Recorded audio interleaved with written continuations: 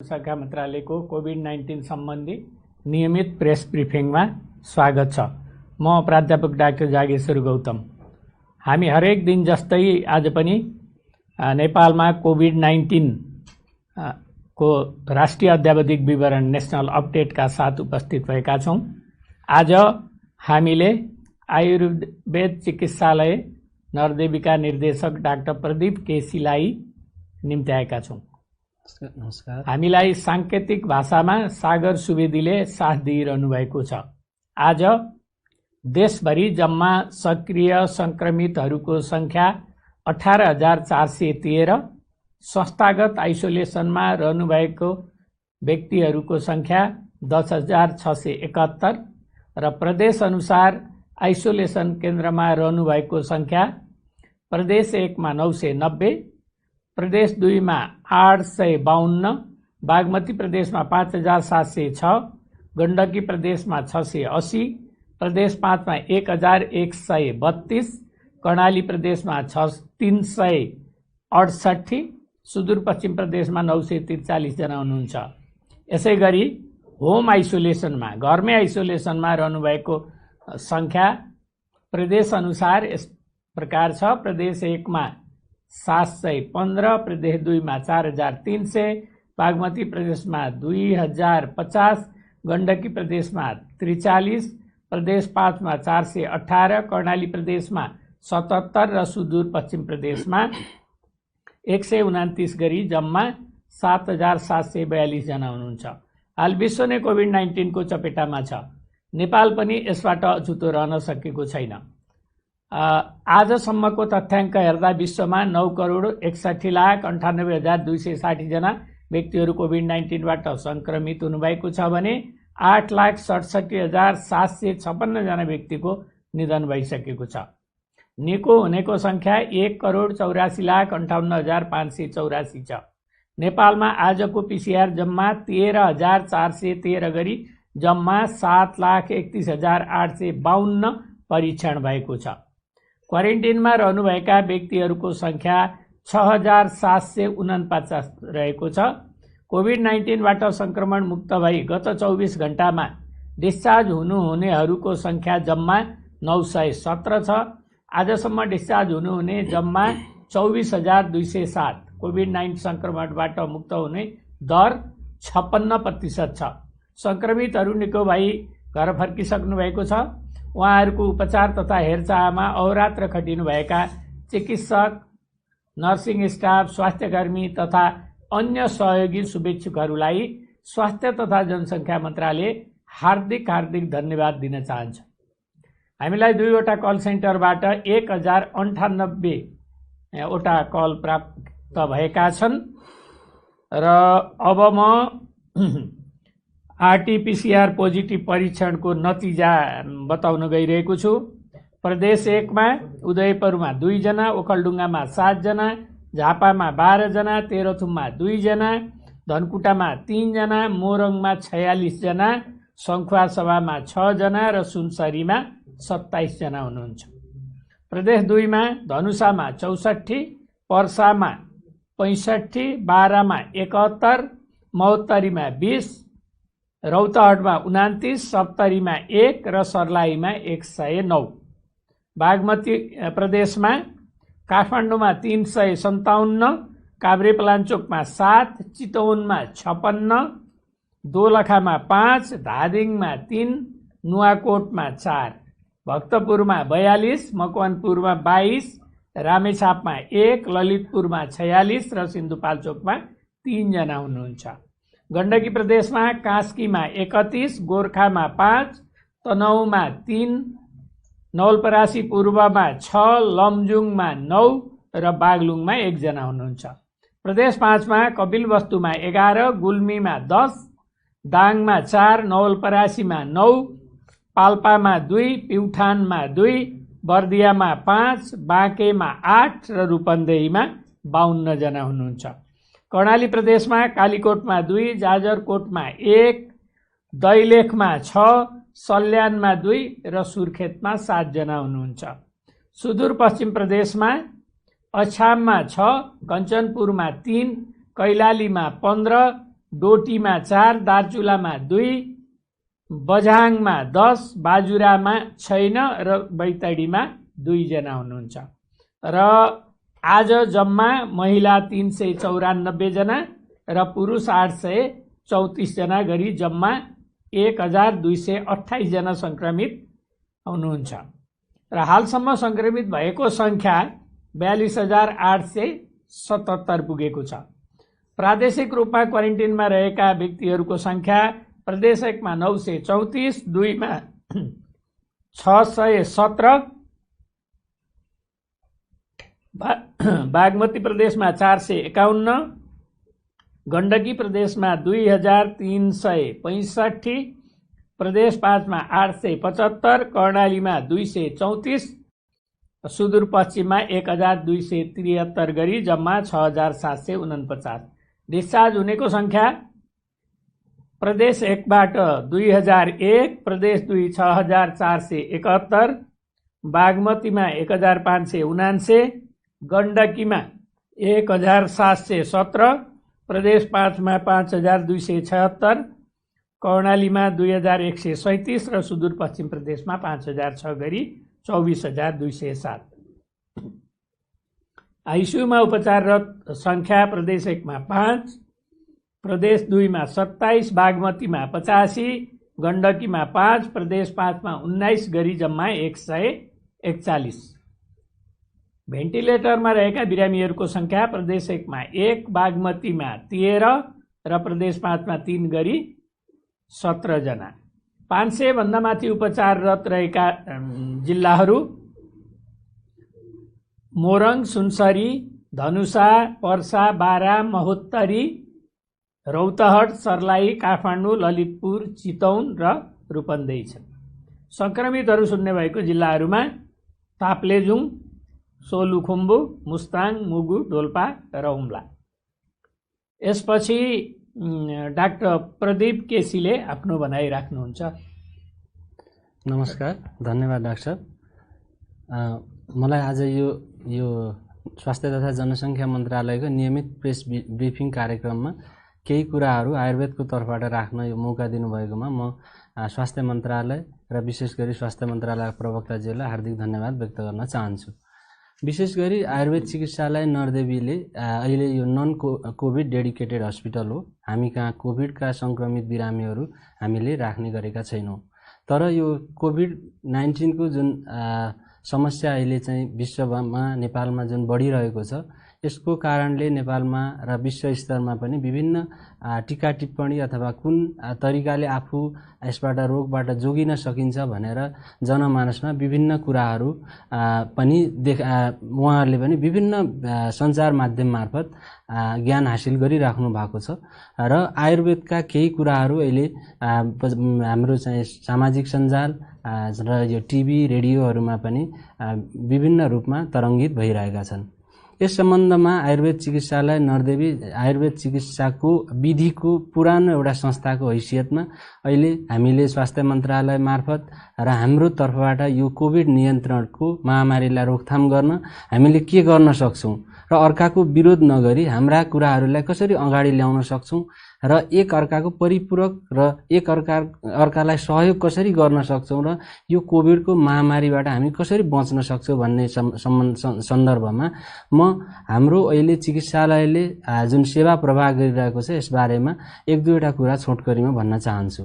हाम्रो चिकित्सालयले अहिले एउटा चाहिँ औषधि, यो पुरानो औषधि हो, हामीले चाहिँ यसलाई चाहिँ सिजनल फ्लू, रुगाखोकी, यो चाहिँ जुन मौसमी रुगाखोकीको रूपमा हामीले पहिलेदेखि नै निशुल्क रूपमा वितरण निर्माण गर्दै आइरहेको औषधि हो। ज्येष्ठ बासादी भन्छौँ हामी त्यसलाई। र त्यसमा चाहिँ हामीले गुडुची र एसटी मधु यो तीनवटा औषधिको मिश्रणलाई एउटा चाहिँ निश्चित विधि र निश्चित मात्रा मिलाएर हामीले अहिले निशुल्क रूपमा योलाई चाहिँ वितरण गरिरहेका छौं। यसको चाहिँ मुख्य उद्देश्य भनेको कोरोना नियन्त्रण अथवा कोरोनालाई चाहिँ नेगेटिभ पोजिटिभ गराउँछु भन्दा पनि अहिले जुन कोरोनाको कारण इन्फेक्सन, भाइरल इन्फेक्सनको कारणले जुन जुन समस्याहरू, जुन जुन लक्षणहरू देखा परिरहेका छन् र कसैलाई लक्षण नदेखिए तापनि पोजिटिभ भइराख्नु भएको छ, उहाँ सबैलाई यो कुरा यो चाहिँ फाइदाजनक छ थियो, छ र रहनेछ भन्ने विश्वासको आधारमा हामीले यसलाई अगाडि बढाएका छौँ। यसमा हामीले थियो, छ र रहनेछ किन भनिरहेका छौँ भने यसको प्रयोग हामीले लगभग नरदेवी आयुर्वेद चिकित्सालयबाट लगभग 100 वर्षको यसको आफ्नो इतिहास छ। राणा शासनकालमा यो चाहिँ यसको सिंहदरबार वैद्यखानाबाट यसको निर्माण उत्पन्न हुन्थ्यो तरकिब मार्फत, र अहिले हामीले पनि यसलाई चाहिँ उत्पादन गरेर स्वास्थ्य मन्त्रालयको अनुदान मार्फत यसलाई हामीले जनमानस समक्ष पुर्याएका छौँ। यसमा 3वटा कुराहरू मुख्य छन्, जसमा चाहिँ भन्नै पर्ने एउटा मुख्य कुरा के हो भने अहिले जुन सुक्खा खोकी र हल्का ज्वरो आउने समस्या देखिन्छ, यी दुवै कुरालाई यसमा जस्तै यसमा पित्त पापडा र नाग केसरी दुईटाको कम्बिनेसन छ, जसलाई हामीले आम पाचक भन्छौँ अथवा एन्टिटक्सिक यसमा चाहिँ प्रपर्टी छ। त्यस्तै बासा र तालिसपत्र यसमा जुन हामीले यसमा भएको इन्ग्रिडियन्ट हो, यसले चाहिँ म्युकोलाइटिक र ब्रोन्कोडाइलेटर अथवा चाहिँ श्वास अवरोध हुने, श्वास फेर्न केही गाह्रो हुने जस्तो समस्या छ भने यसले चाहिँ अनुसन्धानबाट प्रमाणित भएका यी कुरा छन्। त्यस्तै धेरै जसो यो भाइरल इन्फेक्सन हुँदा पाचन प्रणाली पनि गडबड हुने भएको हुनाले आयुर्वेदले पाचन प्रणाली नै यो रोग प्रतिरोधात्मक क्षमताको मुख्य ठाउँ हो र त्यहीबाट नै यो इम्युनिटी डेभलप हुन्छ भन्ने एउटा कन्सेप्ट छ। त्यस कारणले गर्दा यसमा चाहिँ एला, बृहत एला र ल्वाङ पनि भन्छौँ, यसको चाहिँ निश्चित मात्रामा राखिएको छ। त्यस्तै अर्को मुख्य कुरा यसमा प्रियङ्गु भन्ने एउटा चाहिँ जडीबुटी छ। यो जडीबुटीको मुख्य काम भनेको यो एन्टी इन्फ्लामेटरी हो। यसमा चाहिँ टर्पेनोइड्स भन्ने चिजहरू पाउँछ। प्रत्येक चिजहरू यसमा प्रत्येक जडीबुटीमा विभिन्न रिसर्चहरू र त्यसमा भएका सक्रिय तत्त्वहरूको अहिले अनुसन्धान पनि विश्व स्तरमा धेरै भएको छ। यस कारणले गर्दा यो र यसमा चाहिँ गुडुची अहिले बजारमा चाहिँ ट्रेन्डिङमा नम्बर 1 मै आएको होला, गुर्जो भनेर खुब चिनिएको छ। हुन पनि वास्तवमा गुर्जो धेरै पहिलेदेखि अमृताको नाममा संस्कृतमा यसको अमृता जुन अमृतको काम गर्छ त्यसरी वर्णन भएको छ। यसको मुख्य चाहिँ अहिले अध्ययनहरूमा के देखिएको छ भने यसमा G1,4A भन्ने एउटा पोलिसेकेराइड्स, अब यसको चाहिँ आफ्नो एउटा संरचना हो। पोलिसेकेराइड्स भनेको गुलियो पदार्थबाट बनेको एउटा तत्त्व हो। यो गुलियो पदार्थको तत्त्वले अहिले चाहिँ कसरी यसले चाहिँ यो हाम्रो शरीरमा दुई किसिमको इम्युनिटी मध्ये जुन इनेट हुन्छ, हामीले जुन पछि आर्जन गरेको होइन कि सुरुमै हामीले जन्मजात लिएको जुन इम्युनिटी हुन्छ त्यसलाई चाहिँ हामीले कम्प्लिमेन्ट पाथवे पनि भन्छौँ। यो क्लासिकल कम्प्लिमेन्ट पाथवेका C3 र C5 जुन प्रोटिनहरू बन्ने तरिका छ र त्यसले चाहिँ यो मेम्ब्रेनलाई रप्चर गर्ने एउटा MAC भन्ने एउटा कम्प्लेक्स बन्छ। त्यो सम्मलाई चाहिँ मानौ कुनै हाम्रो शरीरमा भाइरस पस्यो भने त्यो भाइरसलाई हाम्रो शरीरले कसरी शरीरबाट हटाउन मद्दत गर्छ भन्ने कुराको चाहिँ एउटा वैज्ञानिक अध्ययनहरू पनि भएका छन्। त्यो वैज्ञानिक अध्ययनले के देखाउँछ भने यो गुडुचीमा भएको जुन अघि भने मैले पोलिसेकेराइड्स, यसले चाहिँ धेरै राम्रो अध्ययनमा देखिरहेको छ। त्यस्तै अर्को हामीले यसमा मिसाएको भनेको एसटी मधु हो। एसटी मधुलाई हामीले जनरली यो मुलेठी भनेर चिन्ने गर्छौँ। यसमा चाहिँ अहिले धेरै विश्व स्तरमा अध्ययन भएका छन्, जसमा ग्लाइसिराइजिन भनेको एउटा यसको स्यापोनिन हो। स्यापोनिन एक प्रकारको पानीमा घुलनशील हुने तत्त्व हो। यसमा ग्लाइसिराजिक एसिड अथवा ग्लाइसिराइजिनले कसरी काम गर्न सक्छ भन्ने कुरामा पनि राम्रैसँग अध्ययन भएका छन्।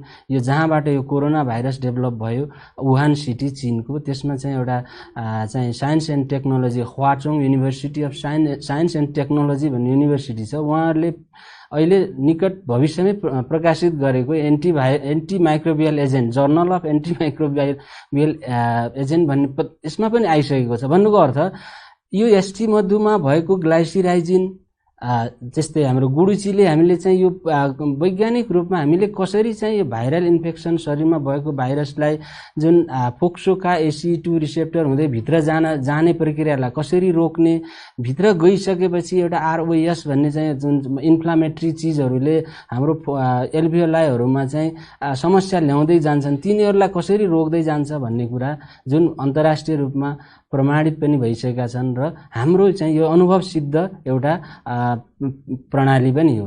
अब यस्तो महामारीको बेलामा मेरो विचारमा एउटा चाहिँ विज्ञानको ठुलो रोल हुन्छ, विज्ञानको प्रमुख भूमिका हुन्छ। सँगसँगै यसमा अनुभवको र परम्परागत रूपमा हामीले के प्रयोग गरेका थियौँ यस्ता रोगहरूबाट बच्नको लागि भन्ने कुरा पनि त्यत्तिकै महत्त्वपूर्ण हुन्छ, जुन कुरा आयुर्वेदले हामीले भन्न खोजेका छौँ। तर अहिले के भयो भन्दा मैले चाहिँ कोरोना निको पारेँ अथवा चाहिँ म यस्तो औषधि पत्ता लगाएँ, मेरो औषधिलाई चाहिँ राष्ट्रले चाहिँ मान्यता दिनु पर्यो। जबकि यो नयाँ चिज छ, कसैले यसको बारेमा धेरै जान्नु भएको छैन, बल्ल इन्फर्मेसनहरू आइरहेका छन् भने यस्तो बेलामा चाहिँ म यो गरेछु, म ऊ गरेछु भनेर जनमानसमा एउटा भ्रमहरू सिर्जना हुने जुन सामाजिक सञ्जालमा यो आएको हुनाले पनि यो हामीले अहिले आयुर्वेद चिकित्सालयले भन्नै पर्ने अवस्था के छ भन्दा जुन हामीले यो तीनवटा औषधिको मिश्रणलाई स्वास्थ्य तथा जनसङ्ख्या मन्त्रालयको अनुदान मार्फत हामी आफैले निर्माणसहित यसको निशुल्क रूपमा उपलब्ध गराएका छौँ। यसलाई हामीले सकेसम्म बढी म यो भन्दैन एकदम सिभियर सिचुएसन छ, सिम्टोमेटिक लक्षणहरू एकदम कडा छन्, हामीले त्यस्तो अवस्थामा यो औषधिको मात्रै भर पर्नु पनि हुँदैन। त्यति बेला हामीलाई अक्सिजन थेरापी चाहिन सक्छ, आइसियुको केयरहरू चाहिन सक्छ, भेन्टिलेसनको एकदम अक्सिजनको मात्रा एकदम थोरै भएको बेलामा आयुर्वेदले केही नगर्न त्यति बेला कुनै यसको अर्थ नहुन पनि सक्छ। तर जुन समाजमा अहिले चाहिँ होम आइसोलेसनमा बसिराख्नु भएको छ अथवा टेस्टमा पोजिटिभ आउनु भएको छ तर लक्षणहरू छैनन् भने यसलाई चाहिँ धेरै मानसिक रूपमा त्रसित भएर डर र त्रासमा बस्नुभन्दा पनि विभिन्न वैज्ञानिक प्रमाणसहित प्रमाणित भएका कुराहरूको सेवन गर्नुहुन म नरदेवी आयुर्वेद चिकित्सालयको तर्फबाट अनुरोध गर्दछु। र यो हामीले जुन औषधि हामीले वितरण अथवा चाहिँ हामीले यो चाहिँ सेवाग्राहीहरूलाई दिइरहेका छौँ, यसमा चाहिँ स्वास्थ्य तथा जनसङ्ख्या मन्त्रालयले पनि यसलाई चाहिँ अनुगमन गर्नुपर्ने हुनसक्छ र यसमा चाहिँ हामीले सानो एउटा चाहिँ अध्ययन पनि गरिरहेका छौँ। भन्नाले यसको चाहिँ नलेज के कस्तो रहेछ, सेवाग्राहीले किन यति चाहिँ लिन आउनु भएको रहेछ भनेर अध्ययन पनि गरिरहेका छौँ। विभिन्न सरकारी गैर सरकारी निकायहरूबाट हामीलाई फोन र चिठीहरू पनि आइरहेका छन् र हामीले यो सेवालाई चाहिँ सकेसम्म धेरै यो कोभिड पोजिटिभ अथवा सिम्टोमेटिक अथवा होम आइसोलेसन अथवा क्वारेन्टिनमा बस्नु भएको र लक्षण कम भए देखिएका बिरामीहरूलाई हामीले पुगोस् भन्ने हाम्रो चाहना छ। र हाम्रो एउटै मात्रै उद्देश्य के हो भने आयुर्वेदको नाममा अथवा चाहिँ वैकल्पिक चिकित्साको नाममा चाहिँ विभिन्न म्यासेजहरू जुन चाहिँ एउटा चाहिँ यो चाहिँ पिसिआरै खराब होला अथवा चाहिँ यो प्रक्रिया नै गलत हो भन्ने कुरा चाहिँ आयुर्वेदसँग जोड्नुभन्दा पनि हामीले कसरी चाहिँ यो कोभिड महामारीलाई नियन्त्रण गर्न हाम्रो के रोल हुनसक्छ, हामीसँग के त्यस्ता चिजहरू छन् जसलाई चाहिँ हामीले जनमानसमा पुर्यायो भने उहाँहरूलाई फाइदा हुन्छ, यो कुरा अगाडि ल्याउनु एकदम आवश्यकता छ।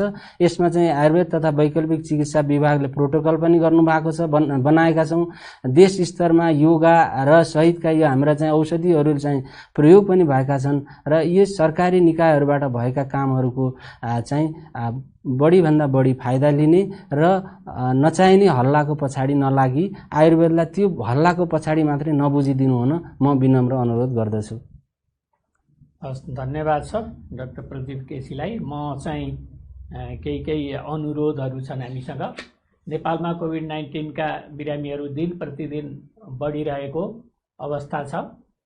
यस रोगको रोकथाम एवं नियन्त्रणका लागि पालना गर्नुपर्ने मापदण्डहरूका बारेमा हामी सबैजना जानकार नै छौँ, तर पनि कतिपय व्यक्तिहरूले जनस्वास्थ्यका मापदण्ड पालना नगरी जमघट गरेको देखियो। जस्तो आज भर्खर मात्र काठमाडौँमा पनि भिडभाड गरेको देखिएको छ। यसरी जमघट नगरिदिनु हुन र जमघट गर्ने व्यवहारहरू अहिलेको परिवेशमा अशोभनीय हुन्छन्, किनकि हामी सबै जनसमुदायको आफ्नो धर्म, संस्कृति, परम्परालाई हामी सम्मान गर्छौँ। महामारी प्रकोप न्यूनीकरणका लागि सरकारले आफ्नो सम्पूर्ण संयन्त्र परिचालन गरेको वर्तमान अवस्थामा सर्वसाधारणबाट सहयोग र साथको निरन्तरताको हामी अपेक्षा गरेका छौँ। जनसमुदायहरूले यसको वास्तविक मर्म बुझिदिन विनम्रतापूर्वक हामी अनुरोध गर्दछौँ।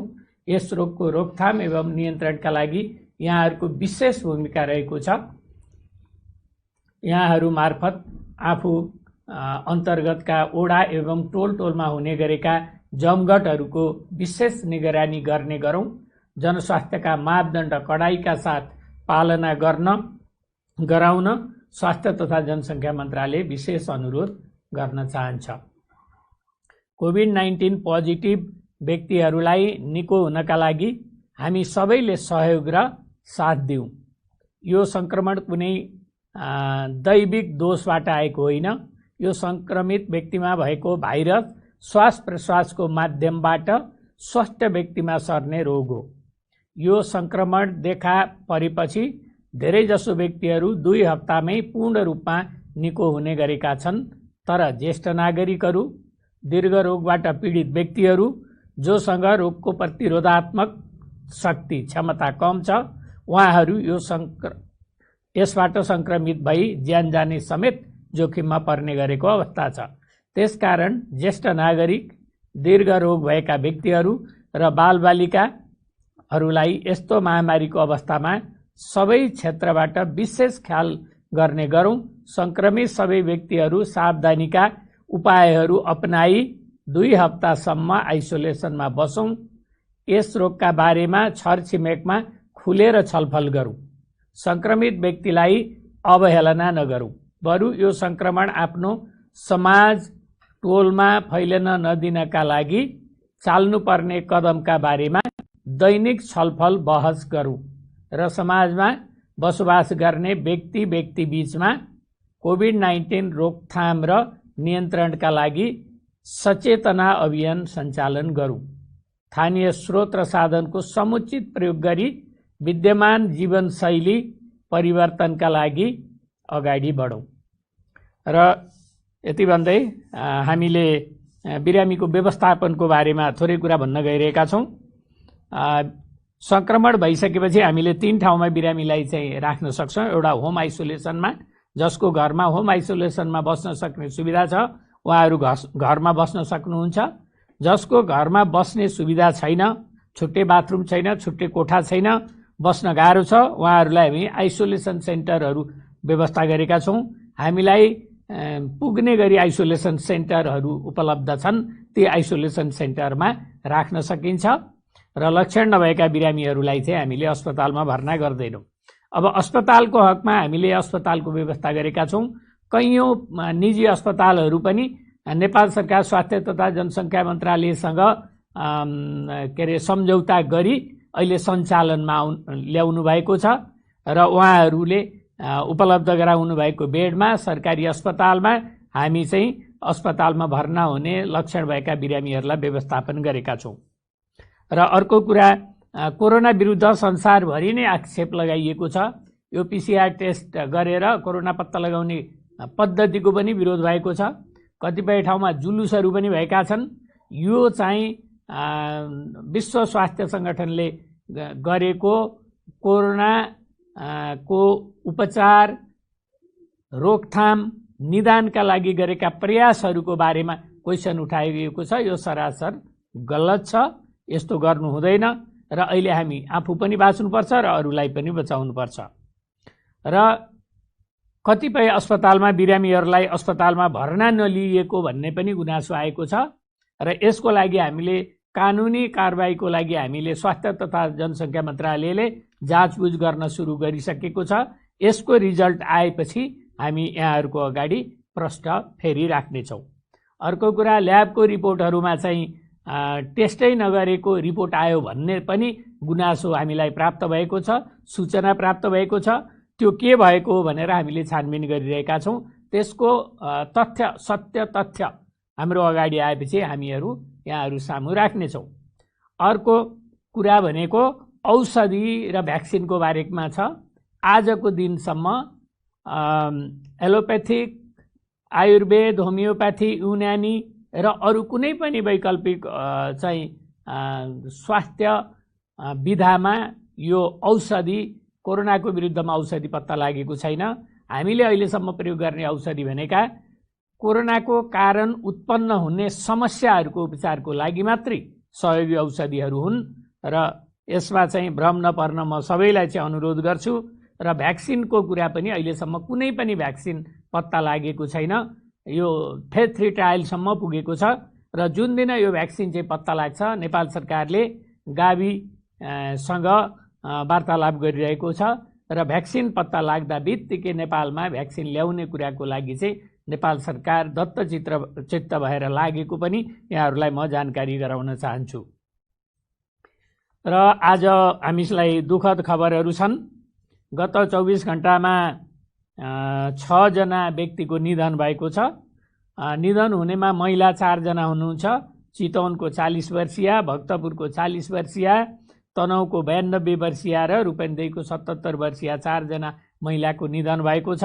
पुरुषहरू 2 जना हुनुहुन्छ। उहाँहरू सिन्धुपाल्चोकको 77 वर्षीय र रूपन्देहीको 65 वर्षीय पुरुष गरी 6 जनाको निधन भएको छ र आजसम्म निधन हुनेको सङ्ख्या 257 पुगेको छ र यो चाहिँ टोटल सङ्क्रमित हुनेहरूको सङ्ख्याको आधारमा 0.6% हो। निधन हुनुहुनेहरूप्रति स्वास्थ्य तथा जनसङ्ख्या मन्त्रालय हार्दिक श्रद्धाञ्जली व्यक्त गर्दछ र शोक सन्तप्त परिवारप्रति हार्दिक संवेदना प्रकट गर्दछ। यसका साथै आजको यो कोभिड-19 सम्बन्धी अपडेटबाट हामी बिदा हुन्छौँ। धन्यवाद, नमस्कार।